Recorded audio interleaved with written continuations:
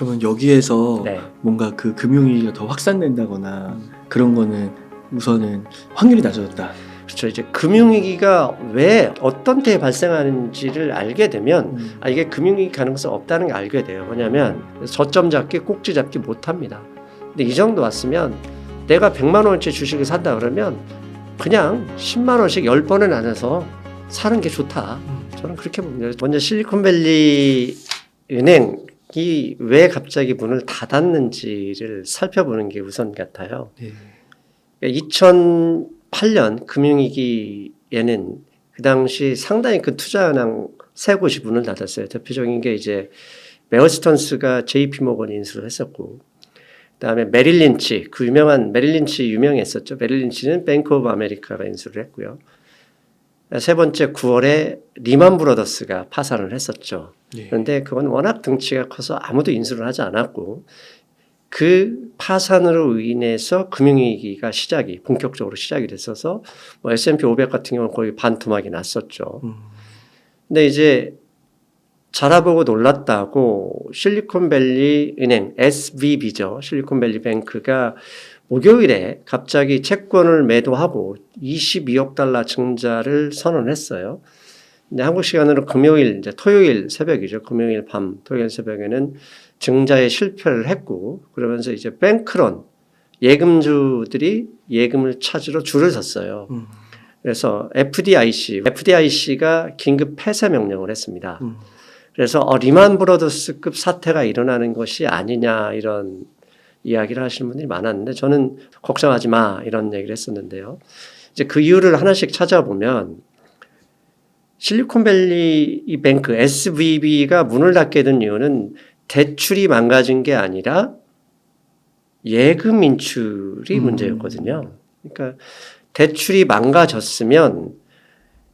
망가졌기 때문에 파산하는 거고 그 돈이 사라졌던 거고 그 사라졌던 돈을 없다는 것을 알면 예금자들이 와서 예금을 찾는 이런 구조, 이런 순서가 나오는데 이게 아니에요. 이 실리콘밸리 뱅크는 예금도 별로 없고 대부분 IPO 투자, 벤처 투자, 대출은 별로 없고 이런 식이었고 예금이 많았죠. 예금이. 근데 예금이 실리콘밸리 소재의 주요 벤처기업, 스타트업들이었단 말입니다. 그런데 최근에 금리 인상이 되면서 이 기업들이 운영자금이 부족해지고 그다음에 증자나 뭐 IPO가 어려워졌잖아요. 그러다 보니까 예금을 계속 인출했죠. 근데 은행의 대출은 길게 가지만 예금은 항상 언제든 찾을 수 있는 상품이 되잖아요.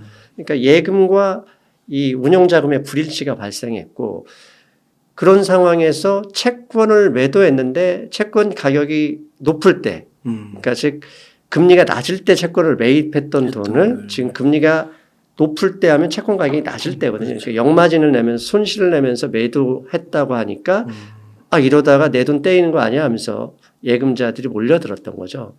근데 이제 FDIC가 왜 금요일 날 예상과 전혀 다르게 아무도 예상하지 않았습니다. 왜 갑자기 폐쇄를 긴급하게 명령했을까를 추정해 봐야 돼요.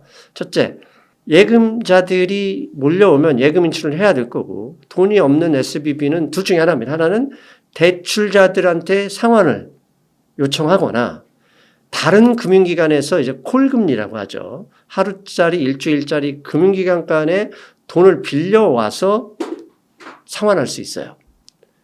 그런데 이 대출이라는 게 뭐 갑자기 투자하고 있는 기업들을 위해서 돈 내놔서 줄 수 있는 게 아니잖아요. 대출을 종용하게 되면 기업들이 파산할 가능성도 있는 것이고 그리고 다른 금융기관들의 돈을 빌렸다가 만약에 진짜로 이 SVB가 문을 닫으면 시스템 리스크가 되죠. 그래서 FDIC는 아예 그것을 차단하고자 선제적으로 조치를 했다. 이렇게 저는 추정을 했습니다. 그러면 선제적으로 이 은행이 지금 나 돈 없어 배째 이러지도 않고 그냥 돈 다 찾아주고 있었단 말입니다. 그런 과정에서 막아버렸다. 그러면 예금주의 입장에서는 미국의 예금자 보호 한도가 25만 달러입니다. 그러니까 한국 돈 한 3억 정도 되는데 대부분이 25만 달러 이상인데 이건 정부가 강제 폐쇄시켜버려서 내 돈을 날리게 생겼어요. 그리고 실리콘밸리의 일대, 캘리포니아주 실리콘밸리 일대는 민주당의 지지 성향이 높은 지역이죠. 지금 현 정부도 민주당이고요. 그런 상황이기 때문에 이 돈을 정부가 사전 차단한다는 그런 의도를 가지고 폐쇄를 했다면 결국은 변제를 정부가 해줄 가능성은 높겠구나 이렇게 해석할 수밖에 없는 거거든요. 실제로 오늘 새벽에 옐렌 장관, 바이든 대통령, 그다음에 연준 관계자가 만나서 큰 문제가 없도록 하겠다. 그다음에 정부가 예금자의 그 돈을 정부 예산으로 환수, 그러니까 돌려주겠다, 반환하겠다 이런 얘기도 했었고 이렇게 나오자마자 제가 지금 여기 오기 전에 골드만삭스에서 잠깐 리포트를 봤는데요. 골드만삭스는 바로 또 무슨 예상을 했냐면 3월에 금리 인상 가능성 없다. 불과 이틀 전만 하더라도 0.5%냐, 빅스텝이냐, 아니면 0.25%냐, 이런 얘기를 하다가 갑자기 지금 상황에서 금리 인상은 없다고 본다.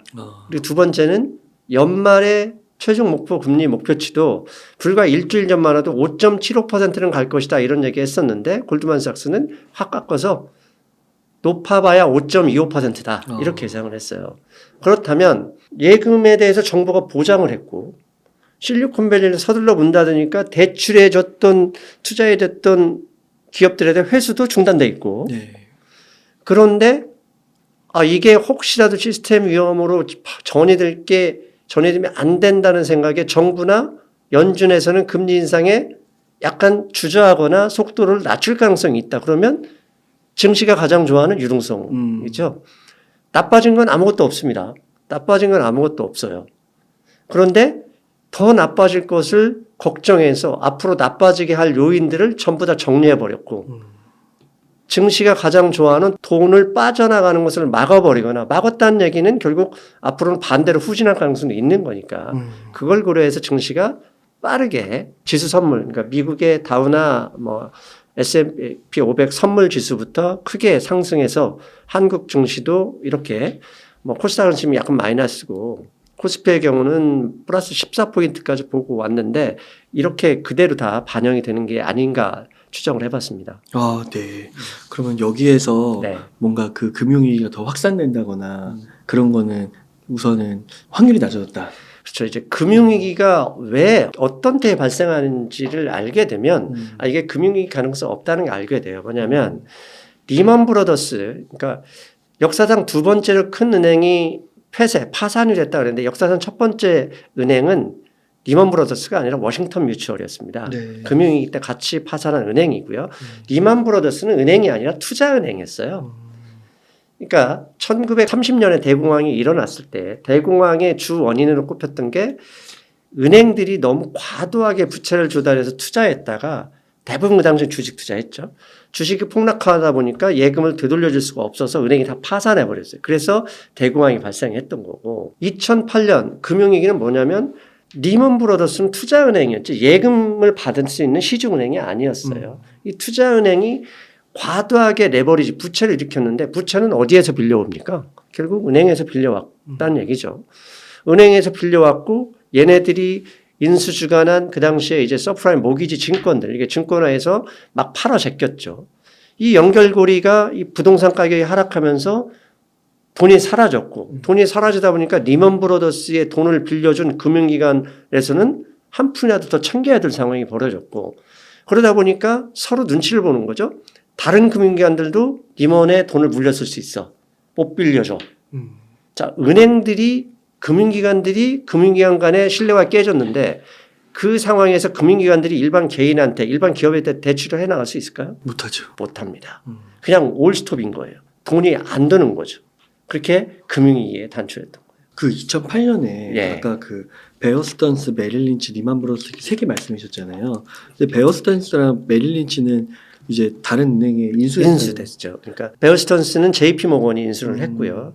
그다음에 메릴 린치는 뱅크 오브 아메리카가 인수를 했습니다. 그러니까 인수하고 싶어서 한 게 아니라 미국 정부나 연준이 인수해 이러면서 아예 그냥 갖다 줘버린 거죠. 가령 이제 그 당시에 사라진 그 보험회사가 AIG였죠. 지금은 한국에 있는 AIG가 없어졌고 AIA가 됐죠. 이제 그건 중국에서 인수를 해서 이름을 바꾼 거죠. AIG가 파산할 때 바클레이즈가 미국 자산, 뉴욕 자산의 일부를 인수했다가 대박이 났었습니다. 왜 까보니까 자산 가치가 그 위에 부동산 이런 게 많이 올랐잖아요. 그런데 다른 데서는 또 손실도 많이 봤거든요. 그러니까 반드시 인수해서 오른다, 내린다 이 보장은 없는 거죠. 왜냐하면 까봐야 하니까. 다만 인수한 회사는 정부를 통해서 여러 가지 우대 조건을 받겠죠. 왜냐하면 얼마 계좌 없게 인수하지만 그냥 인수하는 회사가 어디 있겠습니까? 자본에는 자비도 인정도 없습니다. 오로지 수익 때문에 움직이는 거니까 혹시라도 손실되면 정부에서 보전을 하거나 뭐 여러 가지 우대 조치를 줄 수 있다, 받을 수 있다 이렇게 예상할 수는 있겠죠.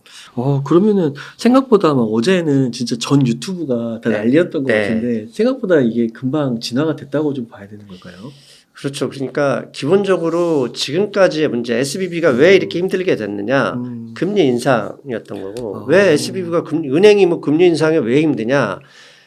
실리콘밸리의 벤처기업들, 스타트업들이 투자를 받아서 그 예금을 여기에 그러니까 투자를 그러니까 예금을 한 거죠. 근데 이 금리 인상 때문에 스타트업들, 성장주, 기술주들이 돈이 없으니까 인출을 계속했고 반대로 이 경영자들은 채권 투자를 잘못했던 거죠. 빨리빨리 금리 오르기 전에 좀 빼놓고 지불금, 준비금이나 이런 것을 좀 가지고 있었어야 되는데 그게 실패했던 거죠. 일종의 예측을 잘못했던 건데 그 부분에 실패했고 그러면서 대출금을 회수하지도 못했고 왜 대출금은 항상 회수 자기가 돈 내놔 이런다고 돈 돌려줄 수 있는 게 아니지 않습니까? 집을 팔거나 주식도 팔고 해야 되는 거니까. 근데 그런 상황이 아니었기 때문에 예측이 좀 실패한 거. 그 상황 때문에 벌어진 일이고 그러니까 그 상황에서는 시스템을 건들지 않았거든요. 또 FDIC가 서둘러 막아버렸잖아요.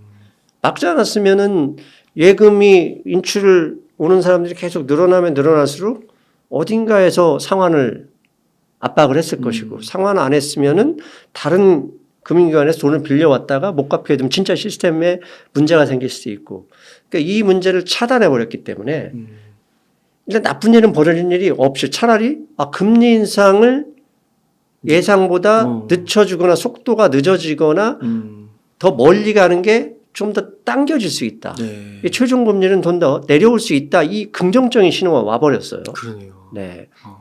그러니까 순식간에 이게 증시라는 게 이 분위기로 인해서 사람의 어차피 투자자 사람의 군중 심리로 움직이기 때문에 이 멘탈이 움직이는 거거든요. 그러니까 순식간에 변해버린 거일 수도 있습니다.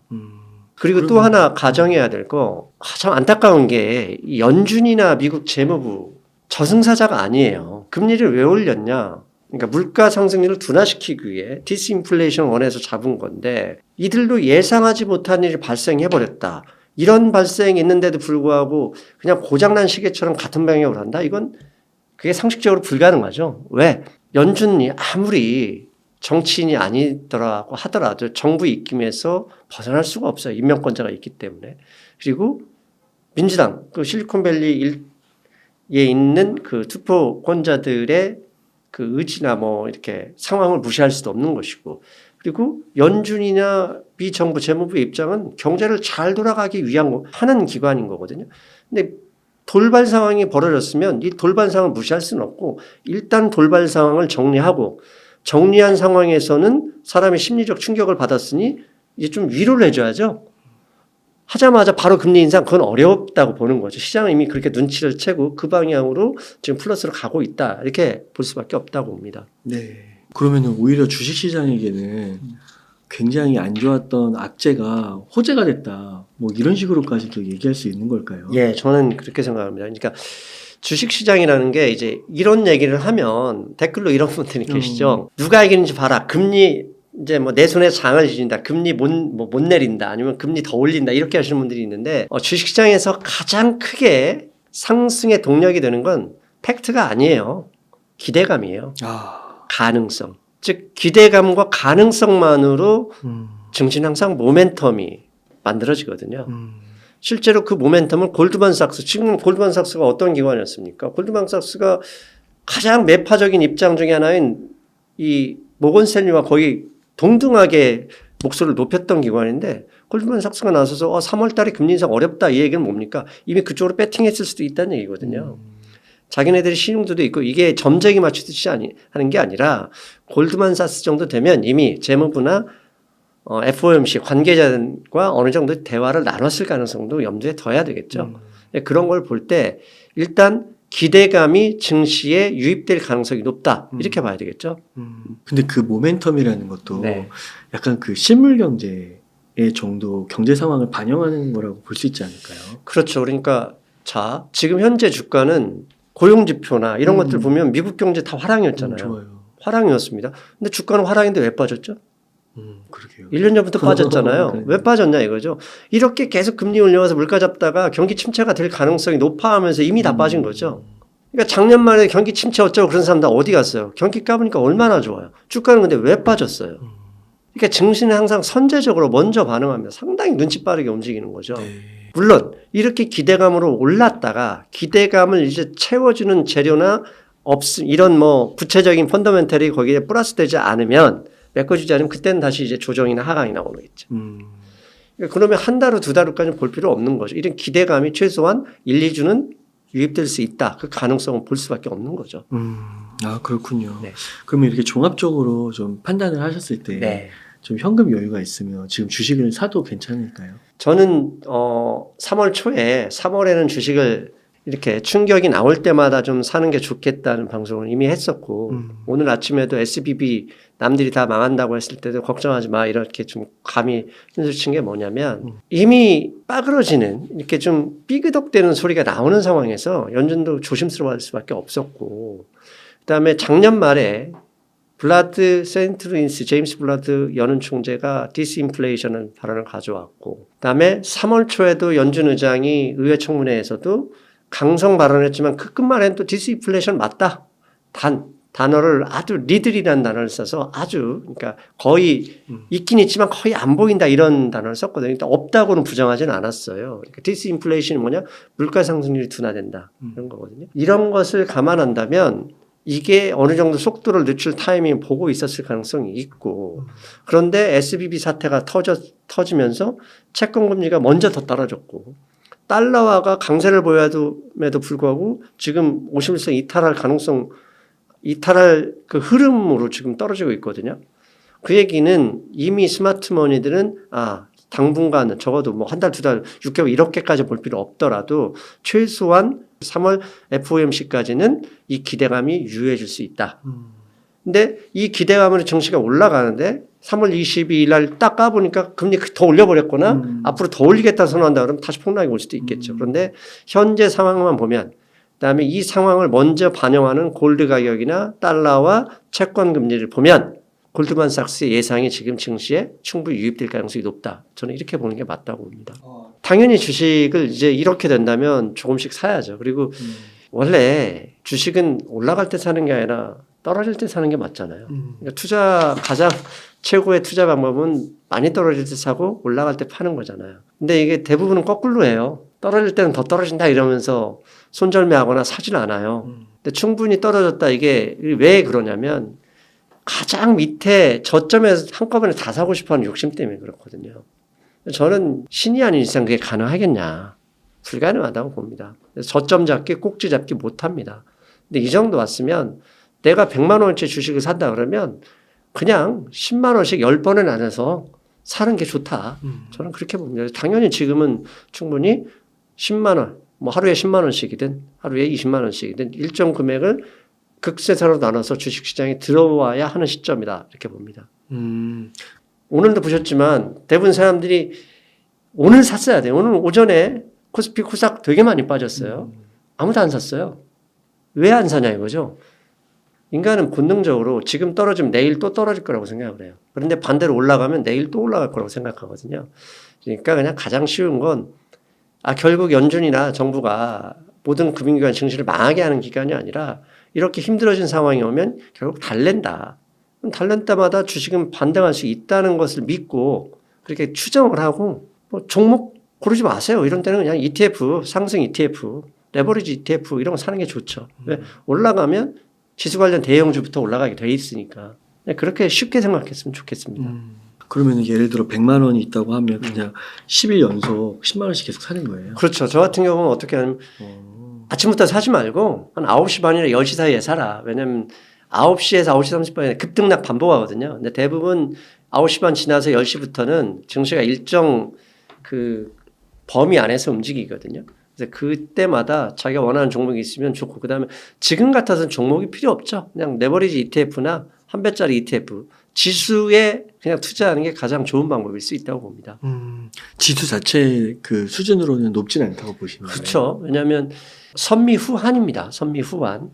이미 미국 기업들의 EPS는 연말로 갈수록 상승한다고 예측하는 게 이건 뭐 누구나 다 부정할 수 없는 사실이고, 그다음에 PER 주가가 싸냐 비싸냐를 이렇게 가늠할 수 있는 게 PER이거든요. 근데 PER이 S&P 500 기업 PER이 약 17, 약 18 정도 되는데 빵엠이죠. 빵엠, 뭐 메타, 아마존 등등 이 기업들 빼면 S&P 500 기업의 PER은 14.3입니다. 그러니까 상당히 낮아요. 이 때문에 사실 겁먹을 필요는 없다고 보고요. 그다음에 이렇게 미국 기업이 돌아서면 선미후환, 미국이 돌아서면 한국도 알아서 같이 따라가거든요. 예, 그걸 믿고 뭐 움직였으면 좋겠습니다. 그래서 코덱스 좀 높은 쪽으로 하면은 코덱스 레버리지. 네네. 예, 그렇게. 코덱스가 마이너스 아닌가요? 인버스가 인버스 아닙니다. 저는 인버스 잘 안 하니까. 네. 레버리 위로 하면 위로 네, 두 개, 아래로 맞습니다. 하면 아래로 두 개. 네, 맞습니다. 네. 그래서 뭐 특별하게 뭐 주식 고를 수도 있겠지만 그게 뭐 피곤하다고 하면은 그냥 코덱스로